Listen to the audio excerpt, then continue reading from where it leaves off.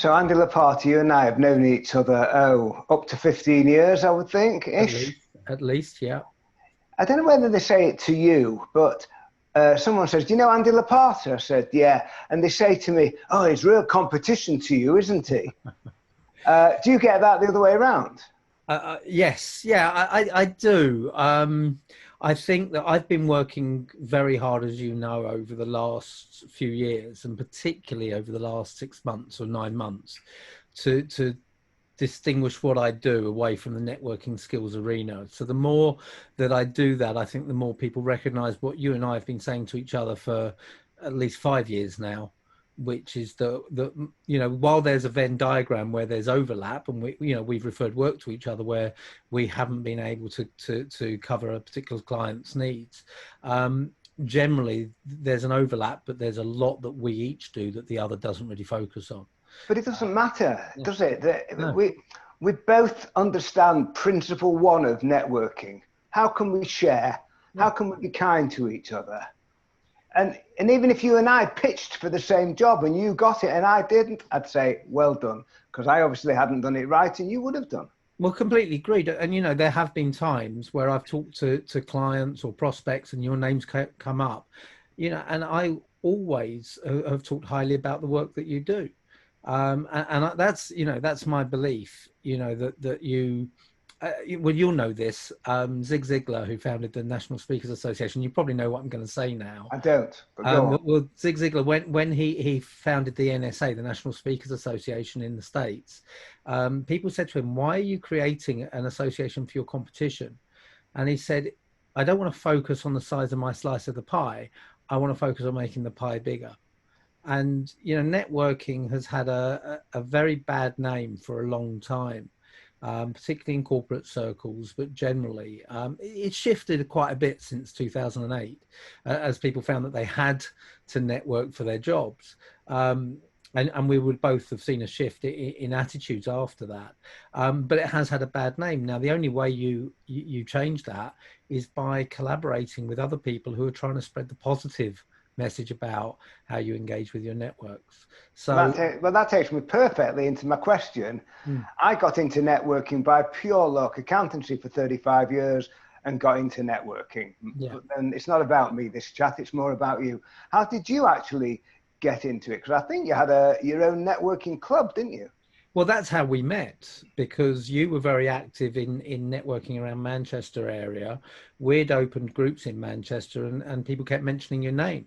And said you were a very influential person in the networking world around Manchester. And that's where we didn't meet, but we spoke on the phone, I think, way back when.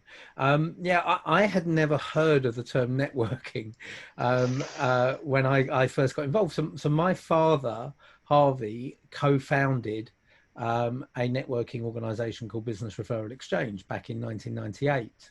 And I remember, I remember when he came home. I was living at home then, and we were trying to brainstorm names for the company. I remember that with my terrible sense of humor, and I would have been in my 20s at the time, when he was talking about BRE, I said, why not BRA? Business Referral Association, and then we can talk about the support that we give.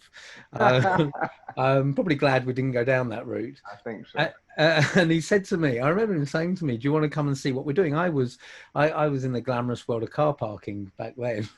And he said, do you want to come and see what we do? And I said, it starts at 7 o'clock in the morning, doesn't it? He said, yes. I said, good luck, Dad. And 6 months later, I quit my job and I said, that's it. I can't work for anyone else again. I'm going to become a freelance writer. And I got business cards printed. I was going to write on sports and travel. I had successfully published a football fanzine. I mean, we were voted fanzine of the year by Total Football magazine. So I'd done well. I had my business cards printed and went to a BRE meeting to start talking about that. And I said to my dad, he said to me, he said, come and help us out. You can earn some money, because they were 6 months in, come and help us out grow this so that you can earn some money before you get a commission. And I remember saying to him, that's a good idea. I'll get a pub job as well so I can bring in some more money. And he just said, you won't have the time.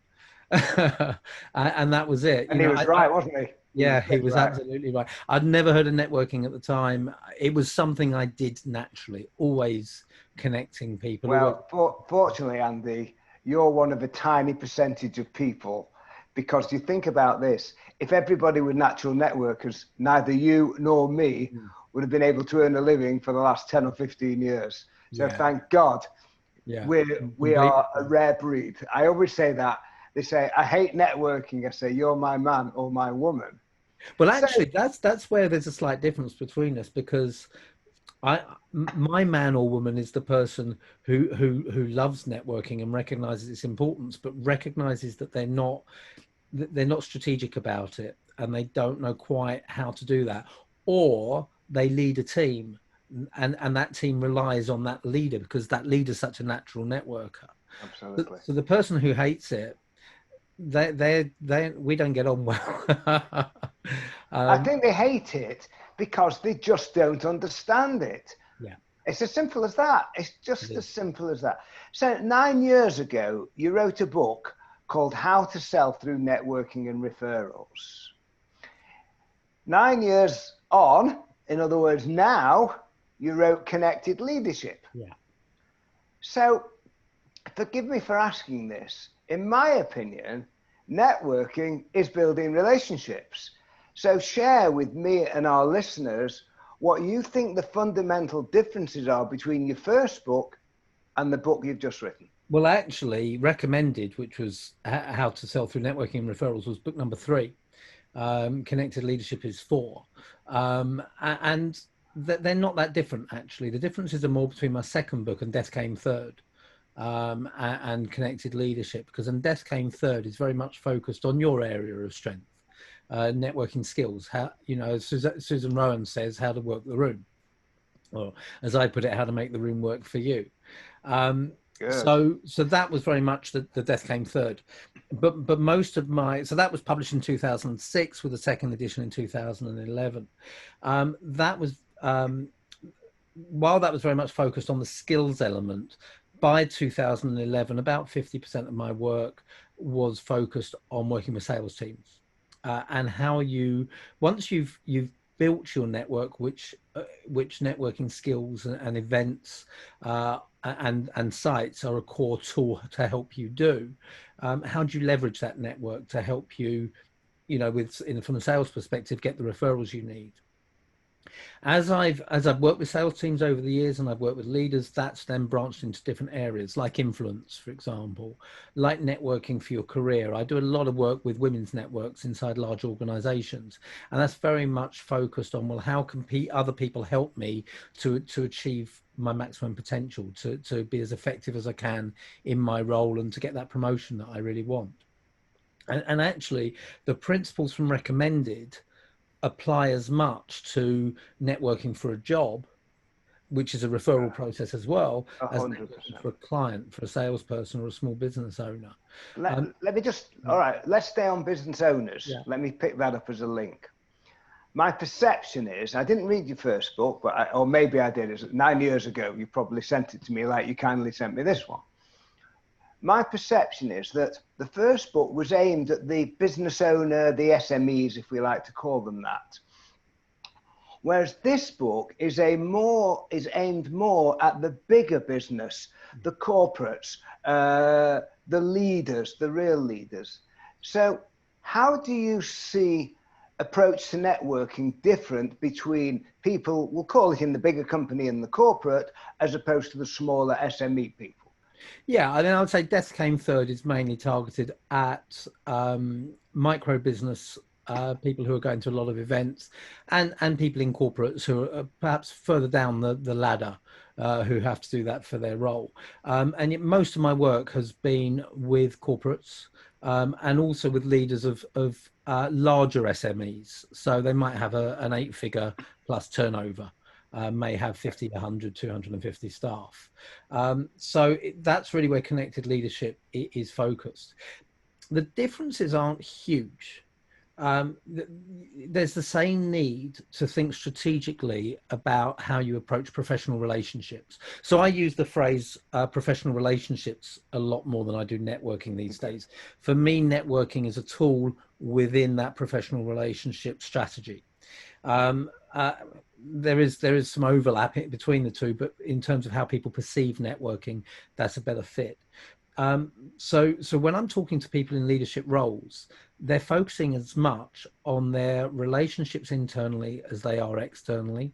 They're focusing on relationships for a range of reasons, for influence, for sources of information and insight, for having people who will bend over backwards to support them and help them and get behind their projects, as well as for the introductions and the referrals and so forth. It's never been about direct sales for me either way, as I know it's not for you.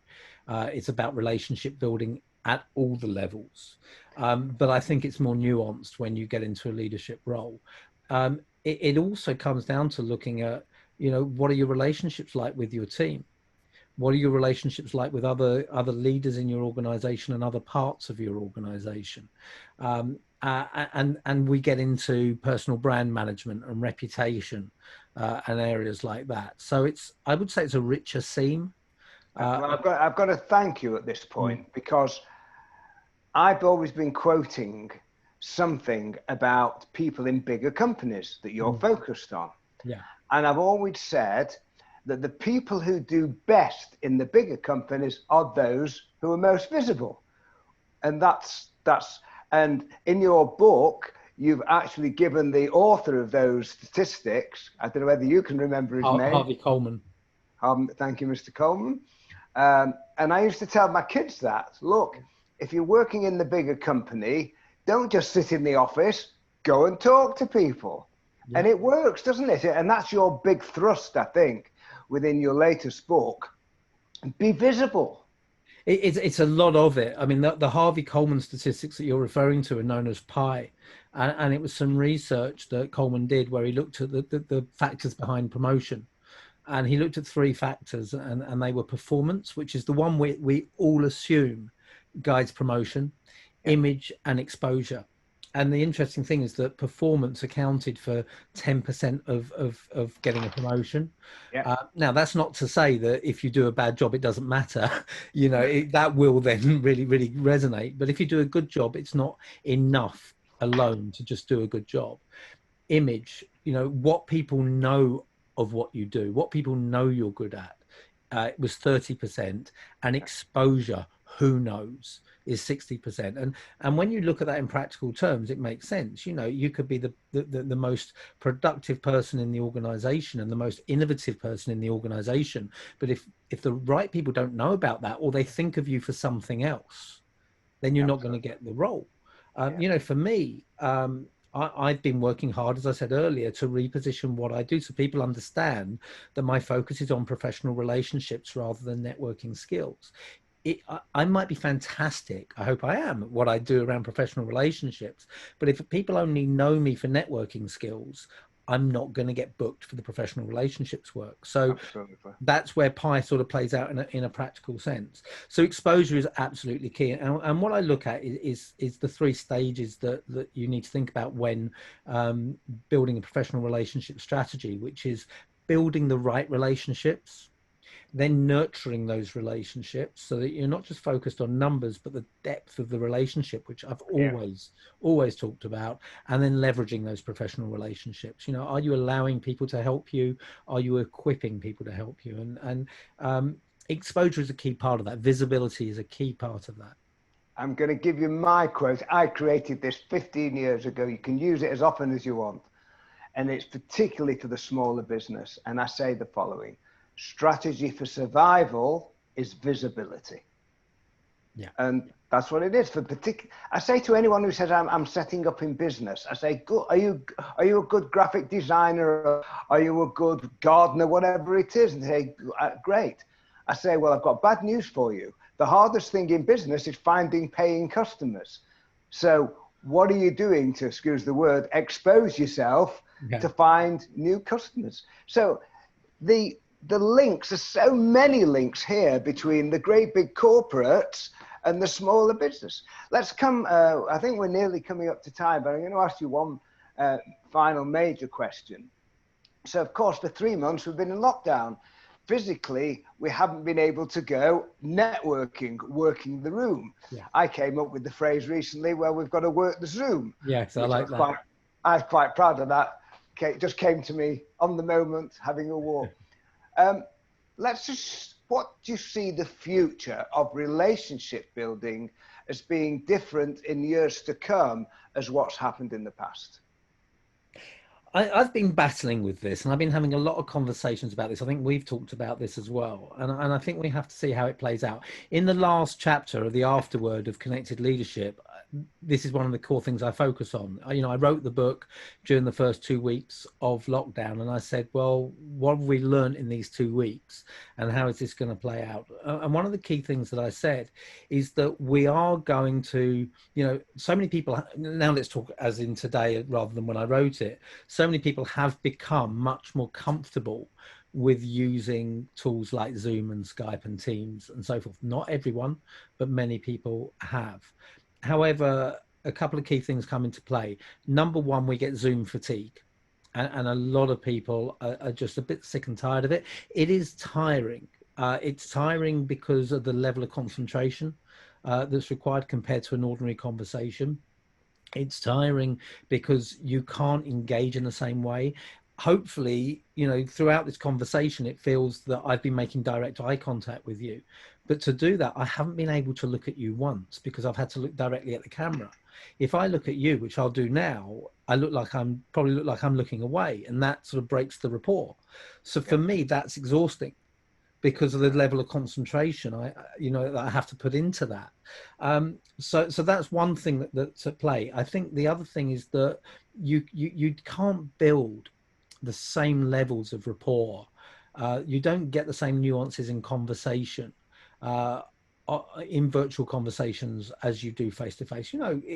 We both have international networks, and Zoom and similar are godsends to us because we can have conversations with people all over the world.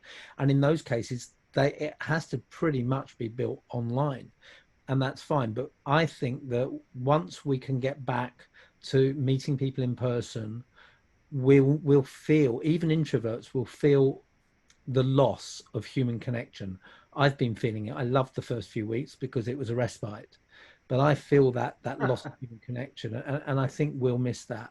So I think we'll have more of a balanced approach. I think that we may move to more non-essential, more transactional meetings moving online, but relationship building to a large degree, the essential relationship building will still try and seek that time.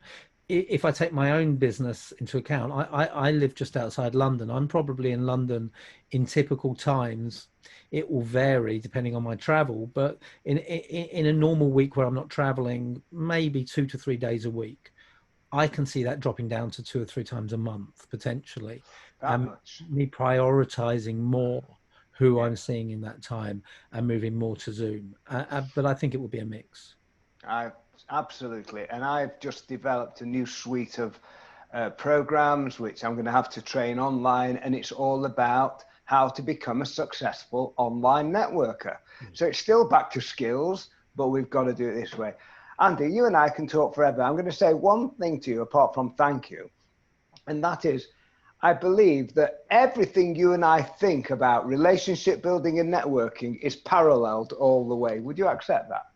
Completely. I don't think I've ever, and I've seen you speak several times and sat in on your workshops. I don't think I've ever heard you say something that I wouldn't completely agree with. No, and vice versa.